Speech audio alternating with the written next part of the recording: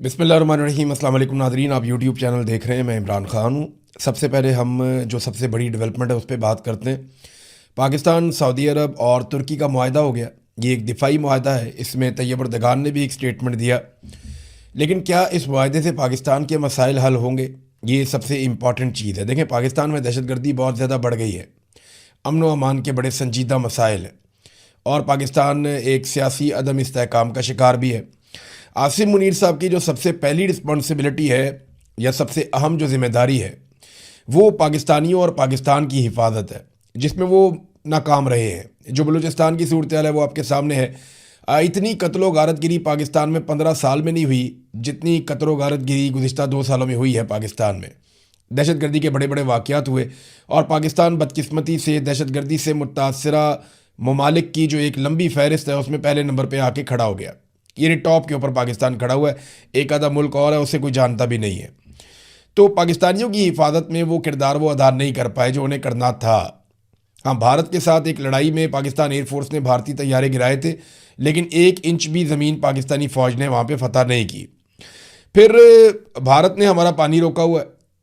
अच्छा, मैं ज़मीन फतह नहीं की ये मैंने जुमला क्यों बोला, आपको लगेगा शायद मैं कोई गलत बात कर रहा हूँ। देखिए, कश्मीर को फतह करने का या उसे आज़ाद करने का पाकिस्तान की फ़ौज ने बेड़ा उठाया था और हमें हमेशा ये बताया जाता था कि एक दिन पाकिस्तानी फ़ौज कश्मीर को फतह कर लेगी और ये होना चाहिए। अगर आसिम मुनीर साहब फील्ड मार्शल बनने के बाद भी ये नहीं करते तो फिर ये कब होगा?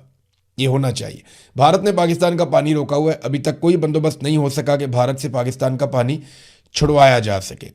देखिए, दूसरी जो जिम्मेदारी है वो आसिम मुनीर साहब की बड़ी जिम्मेदारी वो ये है कि वो अपने हलफ की पासदारी करें, जो उन्होंने नहीं की।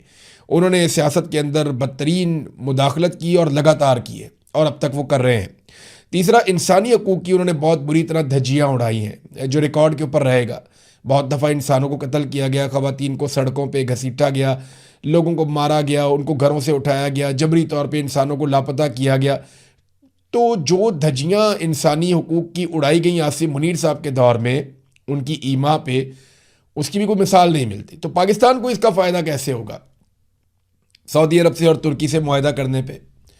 देखिए, ये मैं इसको फिर कहूँगा कि ये पॉजिटिव है। एक चीज़, मुसलमान ममालिक जितना आपस में एक दूसरे के करीब आएंगे उतना बेहतर है। जितने ज़्यादा हमारे ताल्लुकात होंगे उतना बेहतर है। जितना ज़्यादा हम दिफाई नुक्ता नज़र से या ख़ारजी मामलात के नुक्ता नज़र से एक दूसरे के साथ खड़े होंगे वो उतना बेहतर है। उम्मत मुस्लिमा करीब आएगी तो ये मुसलमान ममालिक के लिए बेहतर होगा। बहुत सारे मुसलमान मुल्क हैं, 50 के करीब। अगर ये सारे इकट्ठे हो जाएँ तो एक बहुत बड़ी ताकत बन सकते हैं, बहुत बड़ी माशी ताकत बन सकते हैं। मुसलमानों के पास आबादी भी बहुत बड़ी है, नौजवानों की बहुत बड़ी तादाद है, टेक्नोलॉजी में वो काम कर सकते हैं, उनके पास कुदरती वसाइल बहुत ज़्यादा हैं जिन ममालिक में ये लोग रहते हैं। फिर खुराक पैदा करते हैं बहुत सारे मुसलमान ममालिक और बड़े पैमाने पर करते हैं। तो ये बहुत बहुत हद तक खुद कफील हो सकते हैं। बहरहाल, ये पाकिस्तान के मसाइल का हल क्या इससे हो जाएगा? एक बात आपको क्लियर करनी चाहिए कि ये जो मुआहदा है ये अमरीकी मफादात के ख़िलाफ़ नहीं हो सकता, क्योंकि तुर्की के भी बड़े अच्छे ताल्लुकात हैं अमेरिका के साथ। हमारे फील्ड मार्शल की या जो है उसको वो कहते हैं डोनाल्ड ट्रंप के माई फेवरेट फील्ड मार्शल, तो ये भी अमेरिका के साथ बेहतरीन ताल्लुकात रखे हुए हैं। शहबाज शरीफ तो ना 3 में है ना 13 में। और सऊदी अरब जो है वहाँ पे अमरीकी अड्डे हैं बाकायदा। उन्होंने अपनी ज़मीन के ऊपर अमेरिका को अड्डे दे रखे हैं और बहुत पैसा खर्च करते हैं। तो असल मसला ये नहीं है कि अमरीकी मफादात के ख़िलाफ़ ये इत्तेहाद लड़ेगा। यानी अगर आपको किसी को ये लगता है कि भारत के साथ लड़ाई हो जाएगी और सऊदी अरब और तुर्की मिलकर भारत को मारेंगे पाकिस्तान के साथ, तो ये आपकी खाम ख्याली है। और अगर आपको ये लगता है कि यूनान के साथ तुर्की लड़ेगा और सऊदी अरब और पाकिस्तानी फ़ौजी वहाँ पे जाएंगे और जाकर लड़ेंगे, तो ये भी आपको मेरे ख्याल में गलत फहमी है। सऊदी अरब के पास बहुत सारे पैसे हैं, बहुत सारा फ्यूल है और वो बहुत अमीर मुल्क है। वो अमेरिका को बहुत पैसा देता है अपने दिफा के नुक्ता नज़र से। अमरीकी हथियार जगह जगह सऊदी अरब में इंस्टॉल हुए हैं और उनके लोग अमेरिकन से ट्रेनिंग भी लेते रहे हैं। तो अमेरिकन वहाँ पे अपने अड्डे लेकर मौजूद हैं। वो सऊदी सरजमीन की हिफाजत के लिए अपने बेहतरीन हथियार इस्तेमाल करते हैं, जिनके बदले में वो बहुत पैसा भी लेते हैं। तो ये मामला मुझे ऐसा लगता है कि ईरान और यमन की तरफ जाएगा। सऊदी अरब को यमन से ख़तरा रहता है हौसियों की जानिब से, फिर ईरान के साथ भी उनके हालात बिगड़ते रहते हैं। तो क्या ये मुमकिन है कि इसराइल से लड़ पड़े ये इत्तेहाद? तो ऐसा दिखाई नहीं देता, क्योंकि उसमें अमेरिका पड़ जाएगा। अगर ये इत्तेहाद अमरीकी मफादात के ख़िलाफ़ होता तो अब तक डोनाल्ड ट्रंप का या अमेरिका का स्टेटमेंट आ चुका होता। और अगर ये खिलाफ हुआ तो याद रखिएगा आने वाले दिनों में ये स्टेटमेंट आ भी जाएगा। इसके अलावा मैं आपको याद दिलाऊं कि एक 40 से ज़ायद मुसलमान ममालिक की एक फ़ोर्स बनाई गई थी, जिसमें पाकिस्तान भी था, और सऊदी अरब की क़यादत में वो बनाई गई थी। उस फोर्स का जो सरबराह रखा गया था, जिसकी कमांड में थी वो फोर्स, वो जनरल राहील शरीफ, जो पाकिस्तान के साबिक आर्मी चीफ हैं, वो उसकी क़यादत कर रहे थे। वो फोर्स कहाँ गई, उसने क्या कारनामा किया, अभी तक कुछ पता नहीं चला। अमेरिकन इस्टेब्लिशमेंट इस माहदे को कैसे देखती है, ये बहुत इंपॉर्टेंट है। अब उनकी मिलिट्री बेसिस पहले ही मैंने आपको बताया कि वो सऊदी अरब में, वो बहुत पैसा इकट्ठा करते हैं इस खित्ते से, सऊदी अरब से और दीगर अरब ममालिक से। अब अगर इसी तरह के मुआहदे बाकी अरब ममालिक भी कर लेते हैं तो अमेरिका का जो बहुत बड़ा एक यहाँ पे माली फ़ायदा है उसको चोट लग सकती है। जैसे कि तुर्की के सदर जो रजब तैयब एर्दोगान है, उन्होंने बड़ी बैलेंस्ड स्टेटमेंट दी है इस मुआहदे के बाद। यानी उन्होंने कहा कि आज हमने सऊदी अरब के वली अहद और वज़ीर आज़म मोहम्मद बिन सलमान की पुरखलूस दावत पर मक्का मुकरमा का दौरा किया था। अपने दौरे के दौरान मैंने अपने अजीज़ भाइयों सऊदी अरब के वली अहद मोहम्मद बिन सलमान और पाकिस्तान के वज़ीर आज़म शहबाज शरीफ से मुलाकात की। हमने तीनों ममालिक की हैसियत से मुश्तरका दिफाई मुआहदे पर दस्तखत किए हैं, और साथ उन्होंने कहा कि इज्तमाही दिफाई सलाहियत पर मबनी ये मुआहदा हमारे सिक्योरिटी और दिफाई ताउन को आगे बढ़ाने, दिफाई सनत में मुश्तरका मनसूबे तैयार करने और दहशतगर्दी के खिलाफ जंग में मुआवन साबित होगा। ये मुआहदा जो अक़वाम मुत्तहिदा के मंशूर के आर्टिकल 51 में बयान करदा दिफा के हक़ की भी तौसीक करता है। वो ये कहते हैं कि हमने अक़वाम मुत्तहिदा के ऑर्बिट के अंदर रहते हुए ये मुआहदा किया है। किसी मुल्क को निशाना नहीं बनाता, हम किसी मुल्क के ख़िलाफ़ नहीं हैं, और हमारे खित्ते के अमन, खुशहाली और इस्तेहकाम का इरादा रखने वाले तमाम बरादर ममालिक इसमें शमूलियत कर सकते हैं। ये उन सब के लिए खुला है। यानी तुर्की ने बड़ा इसको ओपन कर दिया कि इसमें अगर यूएई आना चाहे, इसके अंदर कतर आना चाहे, बहरीन आना चाहे, और दीगर ममालिक अगर इसके अंदर कुवैत आना चाहे, उर्दन इसके अंदर शामिल होना चाहे, या ईरान भी इसके अंदर शामिल होना चाहे, सेंट्रल एशिया के ममालिक हैं जैसे अज़रबैजान है, बाकी मुल्क हैं, वो भी इसके अंदर शामिल होना चाहें तो वो भी शामिल हो सकते हैं। ये जनाब तैयब एर्दोगान का स्टेटमेंट है।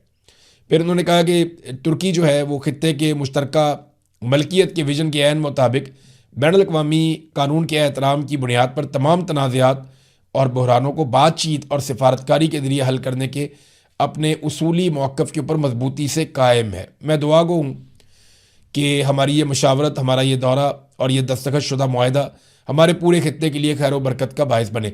ईरानी जो वज़ीर ख़ारजा है अब्बास अरागची, उन्होंने एक बड़ा मानी खेज़ किस्म का ट्वीट किया। उन्होंने कहा कि ईरान की ताकतवर मुसल्लह अफवाज ने दुनिया की सबसे महंगी फ़ौज के सामने अपनी तैयारियां, सलाहियत और क़ुव्वत का मुज़ाहरा किया है।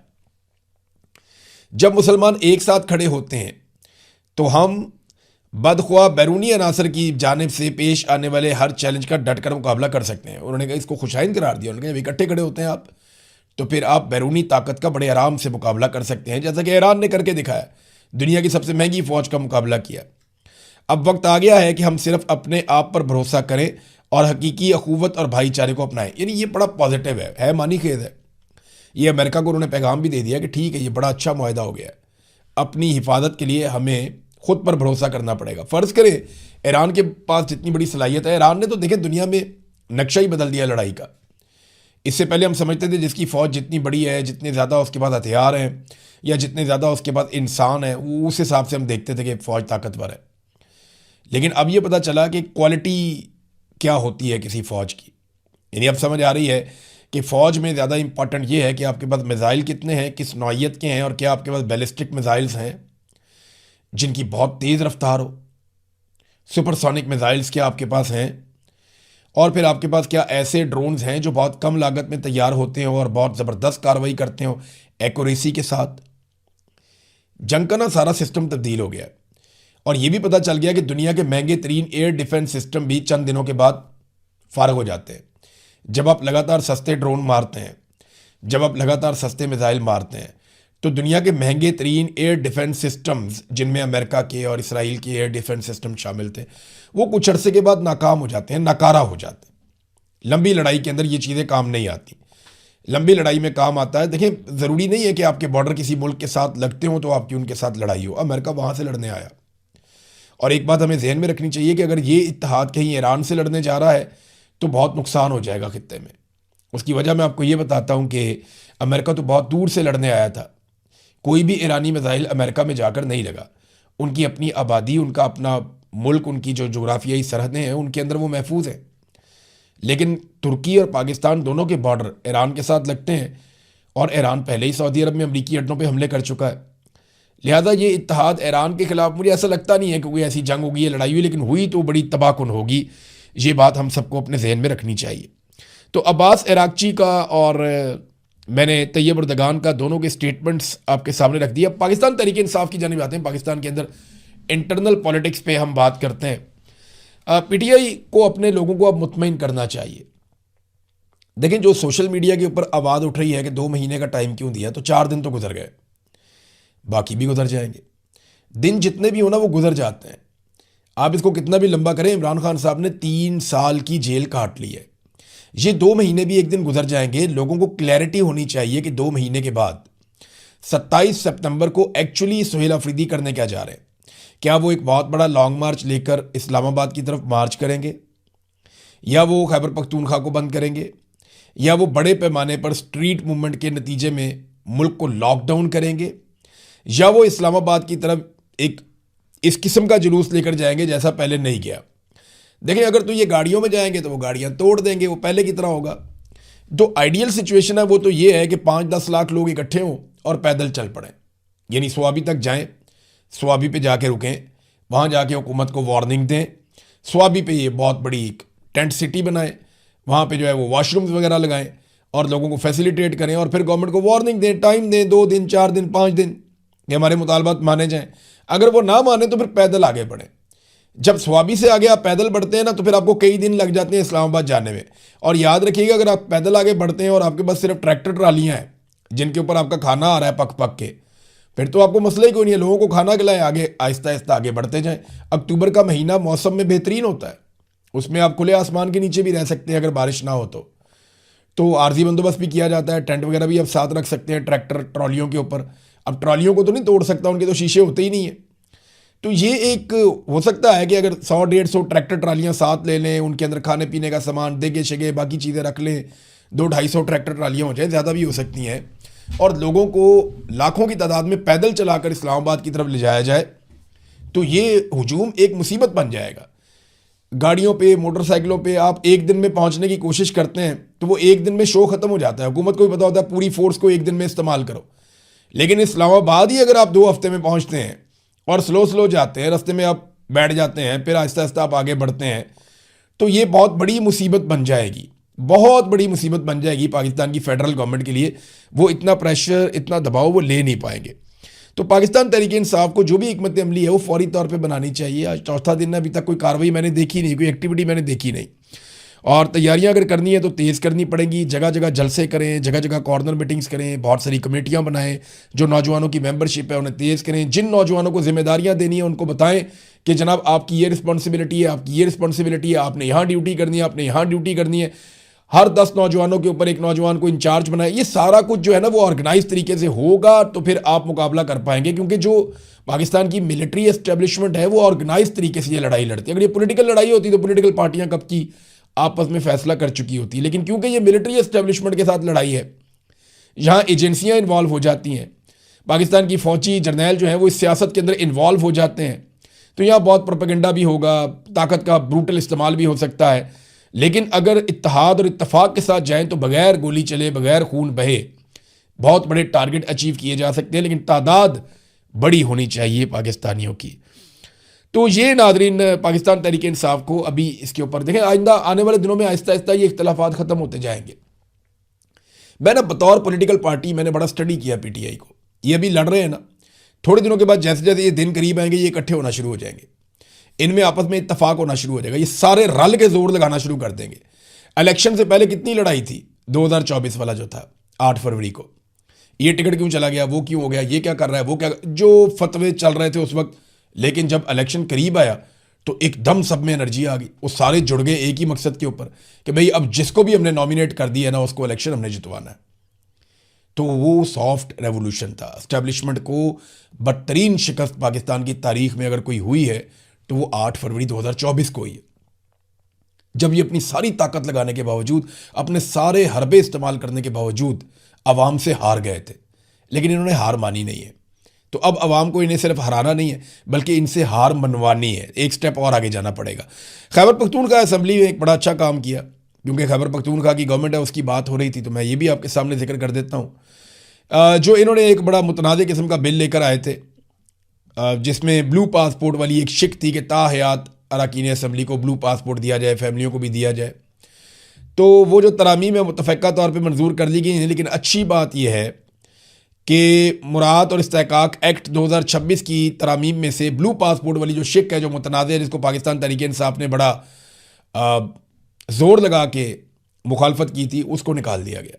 देखिए, इतनी पॉजिटिव बात है। अवाम की बात अगर किसी पॉलिटिकल पार्टी में या किसी हुकूमत में मानी जाए तो ये बहुत अच्छा साइन है, इससे जमहूरियत आगे बढ़ती है। तो PMLN को देखें, परवाह नहीं होती, जो मर्जी कर लेते हैं। जरदारी साहब को कोई परवाह नहीं, उन्होंने सिंध का पानी दे दिया, चोलिस्तान में ले जाओ, नहरें निकाल के आप वहाँ पे जाके इस्तेमाल कर लो, किसी से पूछा ही नहीं। जो दिल करता है ख़रीद लेते हैं, कभी जहाज़ ले लेते हैं, कभी कुछ ले लेते हैं। ये जो मर्जी करें, जिसको मर्जी मिनिस्टर लगाएं, जिसको मर्जी जिस मर्जी ओहदे पर बिठाएं, इनको सवाल नहीं किया जा सकता। जब सवाल कोई नहीं कर सकता तो फिर इन्हें जवाब देना भी नहीं होता, तो ये अपनी मनमानी करते हैं। लेकिन PTI के अंदर ये कल्चर है फ़िलहाल। ये माजी में पीपल्स पार्टी में ये कल्चर हुआ करता था, बड़ा शानदार कल्चर था, लेकिन जरदारियों का जब कब्ज़ा हुआ तो वो बिल्कुल कल्चर तब्दील हो गया। अब PTI में है कि वो मुज़ामत करते हैं लोग और मुखालफत करते हैं गलत चीज़ की, तो ये गलत चीज़ जो है इसको रोका गया। क्रेडिट गोज़ टू आम कारकुन जो है पाकिस्तान तहरीक इंसाफ का, ये उसका क्रेडिट है। नाज़रीन, बिलावल ने गुज़िश्ता 4 दिनों में ना 4 अलग अलग तरह के स्टेटमेंट दिए। इसका मतलब पता है कि इनके पास अपना कोई बयानिया ही नहीं है, और बयानिया इसलिए नहीं है कि इस वक्त ये जालिम के साथ खड़े हुए हैं और मजलूम जो है उसको कुचलने में अपना किरदार अदा कर रहे हैं। याद है ना वो ब्रूट मेजॉरिटी, डंडे वाली जमहूरियत, फिर जरदारी का कहना कि हम एस्टेब्लिशमेंट के हाथ मजबूत करेंगे। ये सारा गंद इन्होंने ही मारा हुआ है, बिलावल जरदारी ने और आसिफ जरदारी ने। तो 4 दिनों में 4 अलग अलग किस्म के बयान दे चुका, कोई बयानिया है ही नहीं इनके पास। पहले कहते हैं टिक टॉक आपका जो है वो काउंटडाउन शुरू है, फिर बाद में कहता है वज़ीर आज़म बहुत अच्छा है, ये अपना टाइम पूरा करेगा। यानी कभी ये कुछ कहता है, कभी कुछ कहता है, फिर कहते हैं जी मेरे पाँव में आप लोग पड़ेंगे, फिर कहते हैं मेरी तो लड़ाई नहीं है, लड़ाई तो लाहौर और इस्लामाबाद की है। यानी ये तो लड़ाई हो रही है मरीम नवाज़ या नवाज शरीफ की, शहबाज शरीफ के साथ, ये तो आपस में लड़ रहे हैं, मेरी तो लड़ाई ही नहीं है। तो बिलावल के पास कोई बयानिया, कोई स्टेटमेंट कुछ भी नहीं है, ना कोई कारकर्दगी है जिसकी बुनियाद के ऊपर ये अगले इलेक्शन में जाएँ और बनना है जनाब को वज़ीर आज़म। ये कैसे हो सकता है? नाज़रीन, पेट्रोलियम मसनूआत की कीमतों के हवाले से एक डाटा मेरे पास आया, और ये हमारे सहाफ़ी हैं उबैदुल्ला आबिद, उनकी वॉल से है। फैक्ट है, आप चेक भी कर सकते हैं गूगल पे जाके, ये ऐसे ही है। पाकिस्तान में जो है ना वो गुज़िश्ता 2-2.5 माह में, 3 माह में पेट्रोलियम मसनूआत की कीमतें बहुत तेज़ी से बढ़ाई गई, कम भी की, बढ़ाई भी हैं, लेकिन जब से जंग हुई है हमने तो कीमतें बहुत तेज़ी से बढ़ाई। और डीजल की कीमत जो है वो कितनी हम ऊपर लेकर चले गए, पेट्रोल की कीमत कितनी ऊपर लेकर चले गए। सिर्फ 15 दिन में हमने 70 रुपये कीमत बढ़ा दी डीजल की। लेवी हम लगातार बढ़ाते चले जा रहे हैं। क्या आपको पता है कि भारत में पेट्रोलियम मसनूआत की कीमतों में आखिरी बार जो इजाफा हुआ था वो 15 मई को हुआ था। जून, जुलाई, ये अगस्त आ गया, यानी 3 महीने पहले वहाँ पे एक आखिरी इजाफा हुआ था भारत के अंदर और पेट्रोलियम मसनूआत की कीमत में, और वो 3 रुपये का इजाफा हुआ था। सिर्फ 3 रुपये उन्होंने पेट्रोल बढ़ाया था 3 महीने पहले, फिर नहीं बढ़ाया उन्होंने। बांग्लादेश में 1 जून को इजाफा हुआ था, यानी उनको भी 2.5 माह हो गए पेट्रोलियम मसनूआत में कीमतें बढ़ाए हुए, और उन्होंने बहुत थोड़ा सा इजाफा किया था। श्रीलंका में 30 जून को जो है वो इजाफा हुआ था, यानी उनको भी तकरीबन 1.5 माह हो गया पेट्रोलियम मसनूआत की कीमतें बढ़ाए हुए। और हमारे पास इस अरसे में हर दिन इजाफा होता है, हर दिन पेट्रोलियम लेवी बढ़ती है। आलमी मंडी में कीमत कम होती है, हम क्या करते हैं, पेट्रोलियम लेवी बढ़ा देते हैं और उसका इम्पैक्ट आवाम तक नहीं आने देते। ये है जनाब फ़र्क। अब तक के लिए इतने, अपना ख्याल रखिएगा, अपने इस चैनल का भी। अल्लाह हाफ़िज़।